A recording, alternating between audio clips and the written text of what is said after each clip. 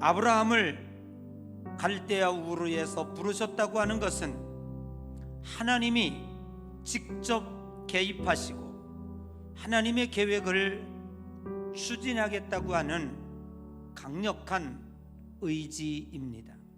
이제는 내가 한다는 것입니다. 인간에 맡겨놓으면 결국 지옥밖에는 기대할 수밖에 없기에 하나님이 직접 개입하시겠다는 것입니다. 하나님이 복도 주시고, 아멘, 하나님이 구원의 계획도 이루시고, 어떤 상황 속에서도 하나님이 우리를 지켜주신다는 것입니다. 하나님의 부르심은 아브라함의 탁월함이나 그의 위대함에 있지 않습니다. 아브라함이 능력이 있어서 훌륭해서 하나님은 아브라함을 부르지 않았습니다. 오직 아브라함을 통해서 전적으로 베푸시는 하나님의 은혜가 그에게 나타난 것입니다.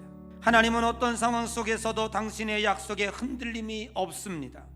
성경은 아브라함이 하나님의 인도를 받아 축복의 길로 갔던 그 길에 아브라함이 하나님의 약속을 받고 그 하나님의 인도하는 그 장소에 그 후손 야곱이 지나간 지명을 중복시키고 있습니다.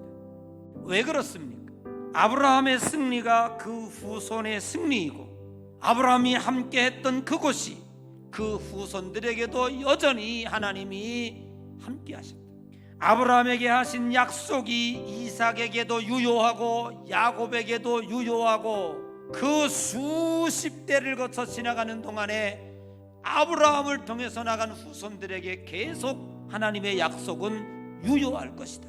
이것을 야곱에게 증명해 주고 있는 것입니다.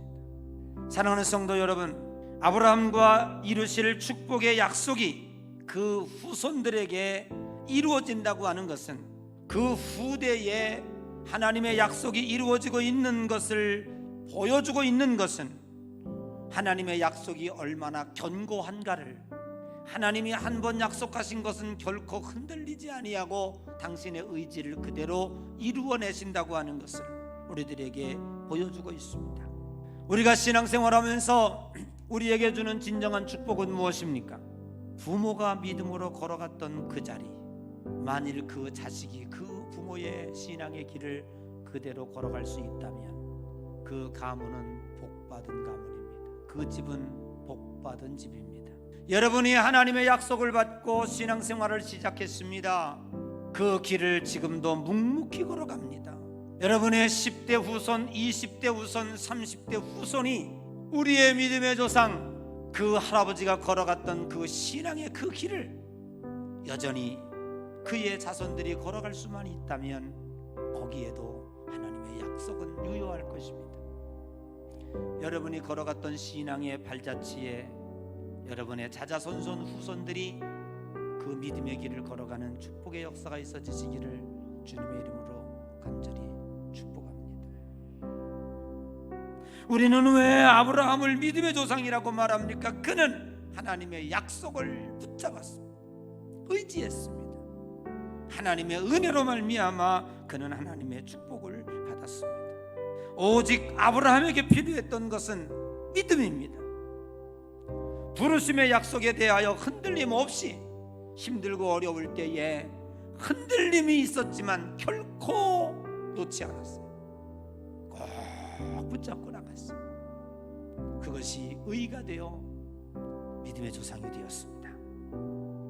사랑하는 성도 여러분, 무릇 여호와를 의지하며 여호와를 의뢰하는 자는 물가에 심은 나무가 그 뿌리를 강변에 뻗치고 더위가 올지라도 두려워 안 하고, 그 잎사귀가 청청하며 가무는 해에도 걱정이 없고 결실이 그치지 아니함 같으리라.